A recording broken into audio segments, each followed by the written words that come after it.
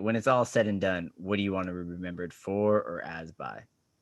Oh man, that's a big question. That's a big You only come with question. the heavy hitters here. I'm sorry. Oh, heavy Yeah. hitters. What do I want to be remembered for? Um, so I realized that it kind of goes back to what you said about being influential, even in your own circle. So I found that because everybody's trying to, especially in this game, everybody's trying to figure out what it is about them that makes them special, and what it is about them that's going to take them to where they want to go, to the top. But I think that for me personally, I realized that my real duty is to the people around me to start, and to be there for them, and to be good for them, to help them grow, to be the best person they can be. And through my music, I will just scale that. So I think if by the end of my life, like my family can talk so well about me and they know I've been there for them, then my fans will feel the same way. And anybody that's been inspired by me through my music will also remember me that way. So I guess ultimately what I'm looking for, or what I'm hoping for, is that I've connected with people deeply, so that I'm remembered not necessarily by the memory of me, but like them. Like they will live out my legacy because I've helped them.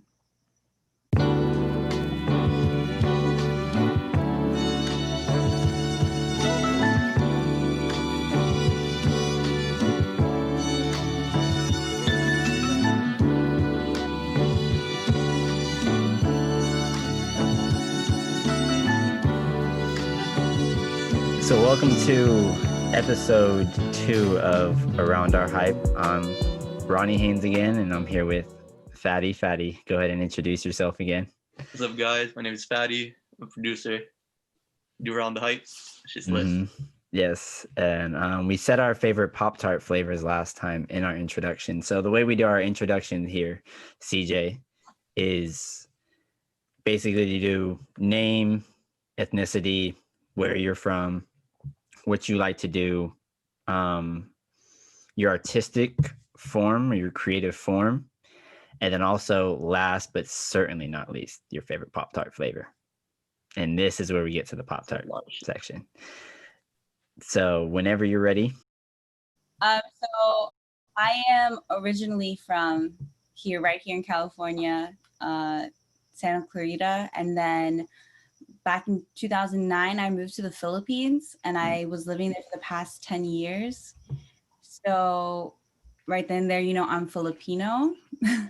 I'm Filipino, Chinese, Spanish. So I'm a little mix of everything from all sides of my family.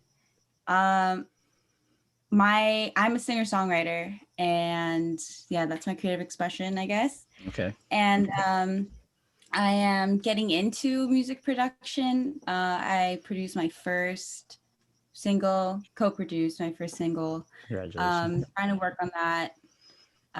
Can't call myself one. I can't call myself a producer. I know too little to be a producer, but I'm definitely there. I'm definitely getting there. And my favorite Pop-Tart flavor is, God, that's a tough one, because I love the cinnamon. You know what I mean? Like the brown sugar cinnamon. Mm-hmm. Stop, right? I didn't say a word, but continue. Brown sugar cinnamon is it, but then that filling is just way too much sometimes. That's what I mean. Like you got to eat the outside first, and then you can get to the top, or you can crack off the top and then not eat the filling. But what's also super fire is the like straight up strawberry one. Frosted or unfrosted? Frosted for sure. Bro, what wrong with the frosted? bro. No. No. Some people eat their Pop-Tarts unfrosted. If I come across unfrosted ones, that's just like so sad. That's like the ugly twin of the frosted, right? Because the frosted one is the best one. So I just take off the top, and that's what I prefer eating. So why music as a form of expression? Why music? I think that the music, I chose music, or I don't know if you could say that it chose me. It's just so many people are musical in my family, not per se my immediate family. Like, yeah, my dad sings and he's always like getting me to sing, or we try to sing together. But it's like, so many of my cousins sing, my titas and titos, it's like my aunts and uncles, they sing as well, you know, at parties and stuff. But it was really my grandma, my dad's mom, who taught me how to sing. Like, she sang so much to me when I was growing up, or like would have music playing and stuff. So that's really where I got it. I've been singing. I've been singing since I was like 5, maybe even younger. I mean, my first recital was when I was 5. So I've been doing like classes, things like that. My parents really recognized it in me young. So yeah, I kept going at it until like after college. That's when I decided that I wanted to pursue it, because it's just doing it like on the side, or like doing it through like, you know, school organizations or kind of like casually, wasn't, you know, wasn't filling that need that I had for music. It wasn't my full expression of what I felt like I could do. So I really just went for it, and here we are now. Okay. That's in depth. Thank you. You know, So if you follow your optimistic trajectory at this point, where do you see yourself in 5 years? Definitely I will have so much more music out. I will be doing music full time, because I say that when I say that I've chosen to pursue music, it doesn't mean that it is still what I'm doing full time. I have, you know, I have my job and I'm still on my way there. So I want that to be like my everyday, that it would be music. And definitely like even before getting my album together and all that, but I'm pretty sure, I hope I'll have stuff out by then. I really want to be touring. That's my dream, because like performing live is just, it's just a different feeling. Like I got really lucky in my, like when I decided to pursue my music career, I started off just performing live. So I was always like, I had a live band. I was doing like gigs, and that's why I really fell in love with music, because it's just different when you have that connection, that live connection, and like you're really just jamming out there, and people are kind of just, you know, they're watching you. And that's what I want to do in 5 years. What else do I want to do? I also want to be collaborating a lot more with other people. Like I said, like songwriting is something that I'm really into. Honestly, out of the whole music process, I think that songwriting is the most intuitive for me. Like I hate recording music. Like I hate recording my vocals. There's just, it bothers me so much. And it's like the songwriting is the easiest part for me. So I want to be doing that for other people as well, and like helping them grow their music so that I can grow my own. Because I really feel like collaboration is the key to like really leveling up and getting your skills up. segueing from that to this, at the time that this is being recorded, you have 2 records out, pun intended, one being the actual record, and the second one being Fly, and you've reached 100,000 streams on Spotify. So congratulations for that. What qualitative metrics do you use to actually define success in your eyes for your music career? Qualitative. Wow. That's So like if I maybe, for an example, if I could basically be here and do this, like you said, you wanted to have music basically be your source of income, right? Your livelihood, you make money off of your music and you get to tour and do this, right? What would be another metric you can use to be like, wow, maybe this was the moment I've made it? I think it's really interesting that you bring that up, because in my job, my day job, I guess you can call it, I work in marketing, but I work in the, I guess you can call it the business consultancy industry. So we focus on something called user experience, UX, and describing your user experience more so in a qualitative way rather than a quantitative way is exactly how they assess how great things are. So I think that's a really interesting question. That's the first thing that came to my mind. So Almost like I knew that, huh? thought of it that way. Yeah, I've never thought of it that way because that really is true. Like I never really asked myself when we reach this number, how would I feel about the music that I'm doing, or everything that I'm doing, the music that I'm making. But I feel like at this moment, I'm just excited for more. Like for me, I think because it was around like two years of like making music, writing it out, only being able to perform live because I didn't have the resources to record my music. So like Fly, I wrote that in 2018 and I only got to produce it in 2020, late 2022. So if you ask me how I feel about it now, I am more excited than ever. Like for me, that just proves that when you put the work in, it will show later on. That's kind of a reference to Big Sean, but I fucked up the lyrics. When you put the work in, man, it shows, something like that. But it's true. Yeah. Like, and to other people, it will be, a number. It's just a number. But for me, like I know the story behind it, and I know how it's made me feel. So I just think that it's just the beginning, and it's a marker that hard work pays off. But there's so much more to be excited about. So many more milestones to hit. So in terms of your creative career, you say you're singer, songwriter, aspiring producer, right? Mm-hmm. What other creative goals do you have? So do you want to wear any more of these hats? Do you want to learn more things that have to do with music? Oh man, yeah. I want to learn them all. I really do. I do. Because it's like, so when it comes to like my projects, I always like to have a visual associated with it, whether it's a music video or even just visualizers or something that I'm really into. I'm interested in like the EDM type or like the animation type. So I want to get into that. And it's more so like matching the music to that. I also try to play a really active role in like the conception of my music videos. I really like to once again collaborate with the directors, try to get my idea out there. I guess you could say I dabbled in filmmaking. I made the first music video for Record. Okay. With the help of my cousin. She's right here. Takes a village. Mm-hmm. Yeah, it honestly does. Like it was so crazy. Literally in the room down there, that's where we shot it.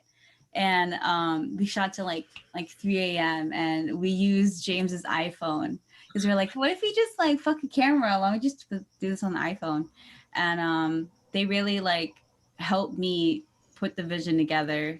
And it was just fun. Like I just think that different creative outlets are just so much fun. And I definitely want to explore, like I said, film. Fashion is something that I'm also very much into. I'm not saying I'm gonna have my own clothing line anytime soon, but just exploring that further, like as an outlet for myself. That's something I want to do. I think it's really because of performing live that I realized that there's a whole experience to be made or to be had when you watch somebody perform live. So, down to what they're wearing, to the lighting. That's why lighting is important to me. And even the sounds, I can't say for smells because you can't really control what's in the gig venue, even though sometimes it does smell like just like alcohol or food or whatever. A little bit of must. Yep. Yeah, but my real goal, if I were to think about like my ideal concert or my ideal live show, and I will make this happen. I hope I can go back to this moment. Put it on the record right now. Yep. Yeah, on the record. Hey. Yeah. I wanted to be like a very interactive experience where like there are things that are stimulating you visually. It's like sensory experience. And I wanted to even have like a little bit of a, if you've ever experienced or ever seen like meditation baths, where you can really like the sound is coming all around you and like the lighting is there. That's the kind of sensory experience that I want. So I guess you could say that I want to get into live events, or at least making sure that my shows will have those elements. Mm-hmm. You started off doing the show, so that's where you feel more comfortable, and then you have the anxiety when you hit the studio. Yeah, because it's like I'm not feeding off of anybody's like energy. It's like I can't be like You have to produce it all yourself, you know. You just have to be like, you have to bring it. She was like telling my like engineer, could you like clap for me a little bit before I do this? You know, James is real active in the studio. You know, he does the dances, he does the crawling, the cartwheels, the claps, all of it. I've been there, I've seen it in action. But I also think that maybe my experience will be different when when a lot of people can be in the studio one time, and you know, you're with your friends, and that's what I mean by collaborating, because it brings another energy to it. And I think that's exactly what I like about live performances, is that you're really just, it's like up to you as the singer and the musician to bring your all, and you guys are all just like coming together. Collaborating. Yeah. Exactly. Yeah. Real time. So how do you work on your personal goals while also working on your creative goals? Oh, I'm crazy. That's the first. That's on Virgo. You know, it takes a little bit of crazy sometimes, though. It really does. Yeah, honestly, it really does. I would say that like even before I really pursued music, I've always been a very like driven person. There's just like I get into something and I want to do it like to the very best. So whether that was like my education or with work, I really want to go above and beyond. And I think it comes down to just like knowing your potential or having a good idea of the kind of person that you want to be. And that isn't necessarily measured, you know, in material goals, but of course it's part of it, because you really have to imagine the kind of life that you're going to have. But the way that I really stay on top of my personal goals is I really like check in with myself often. Like I ask myself if I'm on the path towards those goals. I ask myself what's standing in my way. I really assess and look for opportunities. I also practice something called shadow work. It's a little woo-woo, so I'm gonna get into that because I know I don't want to bring up that woo-woo topic, but it is essentially, it's really just like spirituality and psychology. When it comes down to it's psychology. I consider myself my best therapist. Like I put in a lot of work, mental work, whether it's like journaling or just sitting down with myself and thinking about my life. I do that. And I think that's helped me a lot in like figuring out exactly what I need to do to become the person I want to be. Yeah. I also watch a lot of Joe Rogan. Good ass podcast. I swear to God, that made me a better person. That podcast made me, and that's a controversial topic because a lot of people don't, you know, but I think that you kind of need to know a little bit about everything in the world, even the things you don't agree with, so that you know where you stand. Very true.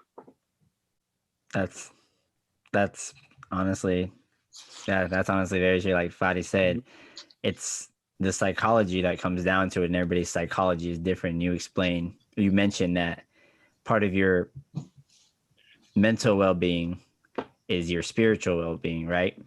You've explained that you are very, I guess, spiritually inclined, or I don't know how to. I will, but the reason why I bring up Virgo is because I'm crazy, okay, analytical, and I'm sure other Virgos will understand this. Like, you can almost be so like anti-spiritual. Like, you can be total opposite of getting in touch with your feelings, where you think things too logically to the point where you rationalize everything. But there's just some things that just don't make sense, and it's more so like an acceptance rather than a rationalization of it. That's how I bring up the Virgo thing. I bring up like signs because I think that they're good points of reference. And for a lot of people, it begins their journey into knowing themselves because they're just like, oh, okay, I have this thing and I can say that I am this or that I'm not this. What's most important is that you know who you are. I think that's interesting. Mhm. I think personally, me, I don't I don't actually aspire to be anything in particular related to anything else. So when someone gives me like a set book of thing or a set structure, like, oh, okay, you're a Aquarius, right? So my spiritual sign would be Aquarius. I don't like to look at it like that because then when you tell me every Aquarius has certain habits or things like that, I almost get defensive in a way and say, no, I'm not like that. I'm an individual. Right. Oh. But I guess it does come down to, finding out and learning about yourself and creating yourself as an individual. Yeah. So whatever way that helps you, whether it is spiritually, whether it is psychologically and mentally, I feel like you should choose whatever path is correct for you. Yeah. And it just comes down to belief. It's like a lot of people believe in a lot of different things. Mhm. And whatever works for you. But at the end of the day, if you're not hurting anybody else and you're only trying to, make yourself better, however you want to do it, you should do it. Exactly. How does yoga and meditation help you both as an artist and as a creator? My first job was at a yoga studio. And at that time, I was in a really bad place mentally. I got the job through my aunt who reached out to me. She said, I really think that if you, start this practice, it'll be good for you. And she was right. It just brought me so much, like it gave me time to be with myself. And it helped me. That's the really beginning, I would say, of like my personal development is when I started to take time and just to be still with myself. And I began my practice. So there's that. And also like how do I say this? I really believe that exercise and like physical activity is very important for your holistic growth. Like you literally think better when you're active, when you're moving your body. Science says it. Joe Rogan says it. Which is Everybody basically says equivalent it, to right? science. Mm-hmm. Shit.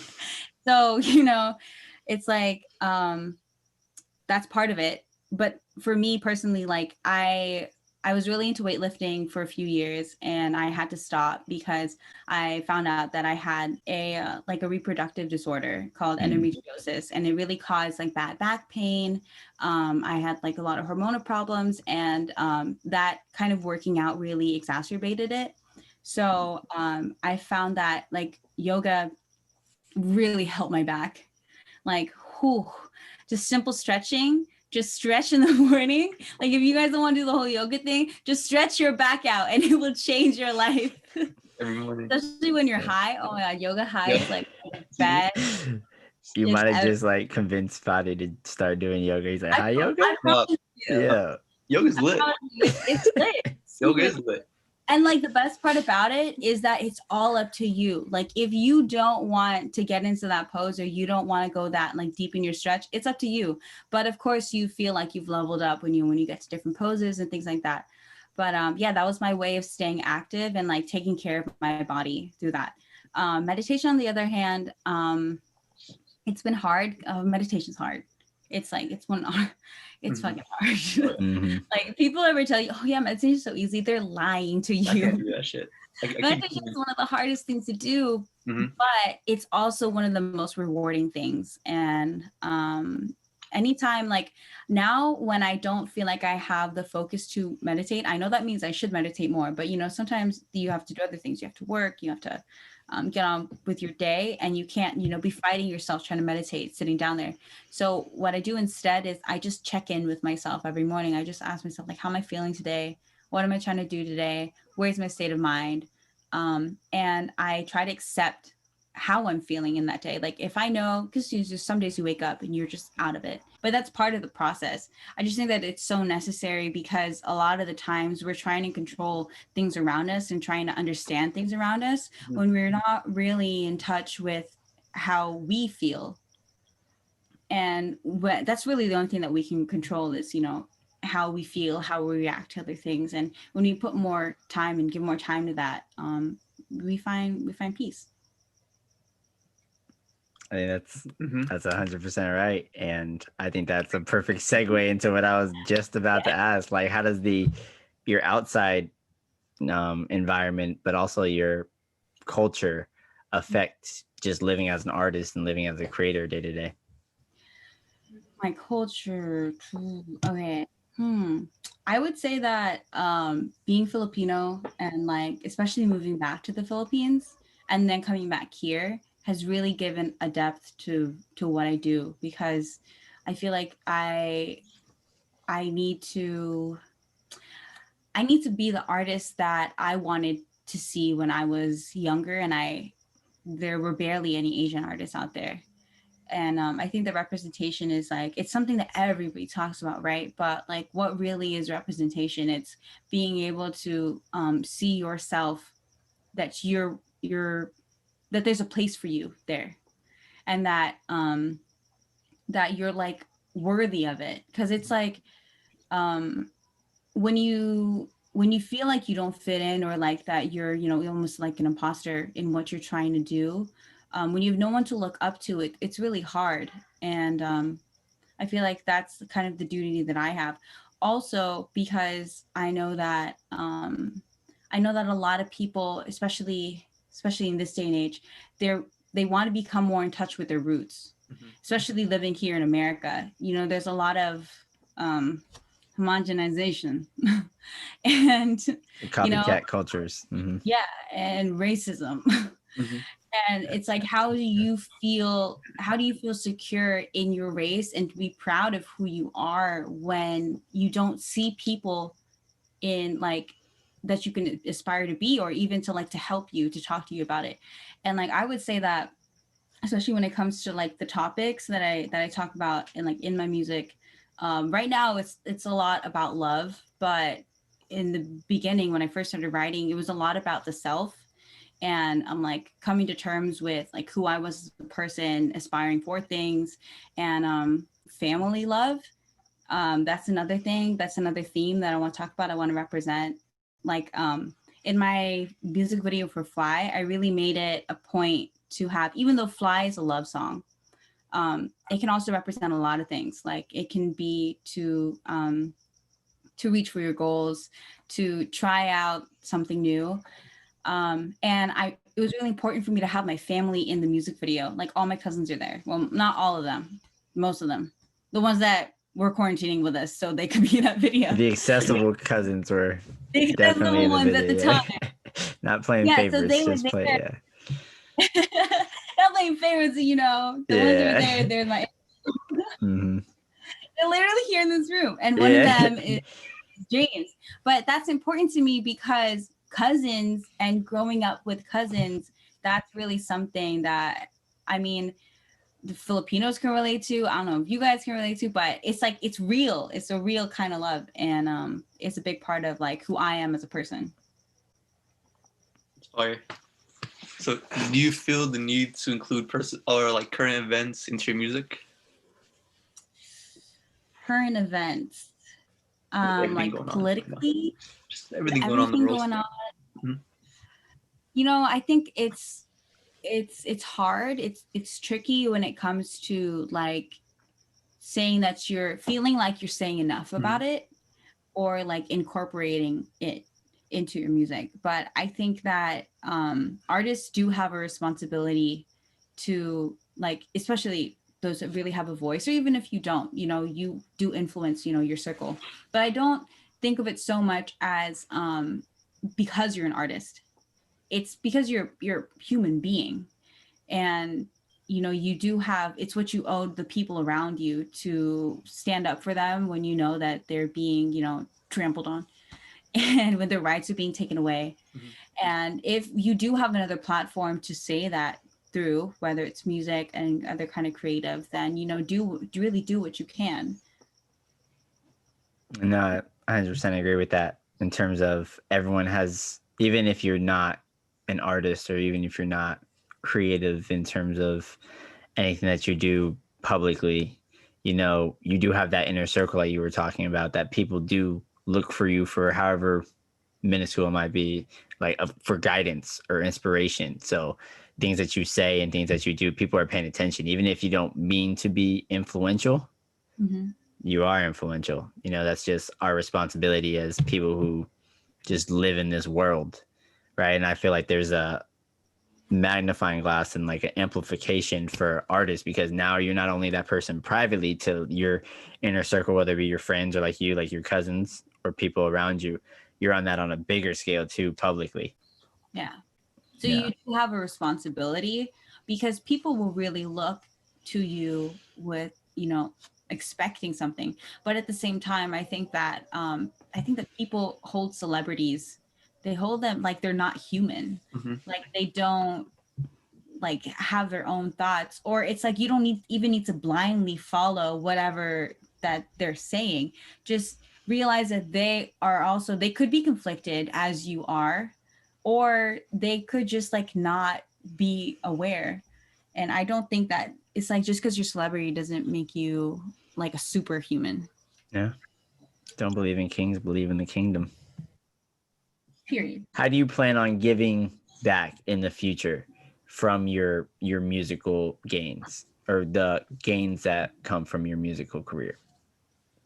I feel that I am who I am now, not just because of the work that I've put in, but the people that have chosen to help me and to teach me.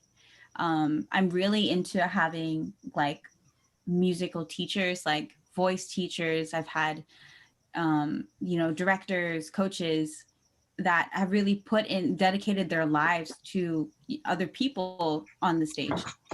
And I feel that when my time comes, one of my goals is really, I don't know if it's a record label. I don't know if it's going to be an agency or whatever it's going to be. But I feel that later on in my life, once I've done this right, or hell, even if however it ends up being, I want to help other artists.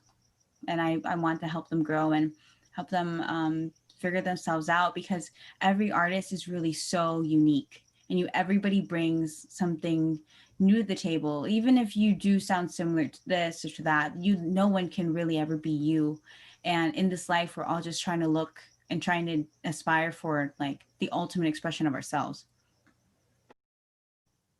So how do people support you? How do people support your art? Like how can they find you? This is the plug time. Mm-hmm. This is the plug time? Yep. Okay. All right.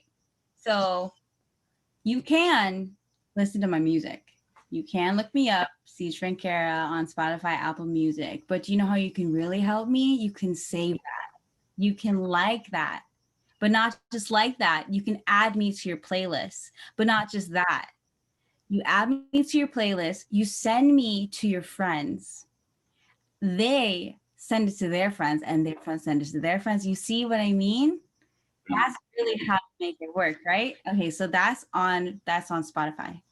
So if you want to really help me out on Instagram and you like what I'm saying, first you follow me, right? You can like my photos, that's great. But what's really gonna help me is if you share my photos to other people, honestly. And I don't think that's weird. I can see it. I see y'all. I see when they share photos. Most importantly, if they save photos, that's important too, because that tells the Instagram algorithm that you really, really like my stuff, that you want to see more of my stuff, that you don't want to lose me on your feed, and that you're looking forward. So once again, if you really, really, really, if you like me, you like the photo, or you like my stuff. If you really like me, you share my stuff. If you really, really, really like me and you want to see me more around, you save my photos. And there you go. Oh, my name is Ceej Frankera. Ceej Frankera. If you like her, go do what she said. My name is Ceej, but sometimes you call me CJ. My family calls me that. because Ceej is the nickname of CJ. But yeah, I'm Ceej Frankera. Sorry, what's the next question? And do you freeze them or do you dip them in water or is it just straight up? Can I just put them in the toaster? You can put them in the toaster. You can toast them. You know, Fatty likes dipping them in water. I've always put them in the toaster because when I was younger, I think I was like 7 years old. You know, like when you're really in a rush to go to school and you just like try to put something to eat. So I just threw the whole thing in the microwave and the microwave set on fire. Did y'all stalk my social media or I what? feel like there's a certain amount of research you have to do. But yeah, yoga meditation. Yeah. Yoga meditation, a lot of people. No, I'm sorry, continue. You just like got right into it. Yeah. Like, yeah, well, yoga and meditation. Come on, that's all I crunch. I'm sorry, yeah, continue. You're good. Plan on giving back in the future to those who have, or even to the art of music. How do you plan on giving yourself back to that expression? Giving myself back to. Sorry, you froze, so I. Sorry, yes. We're gonna re-ask the question. So, Very true. I like that. That was a good answer. That was deep. She ended it with the very expression of ourselves. I like that. So how are you giving back, or how do you plan on giving back to those who helped you? We're not gonna ask that question. Yeah, We're gonna say because Fatty's in another universe right now. CBD.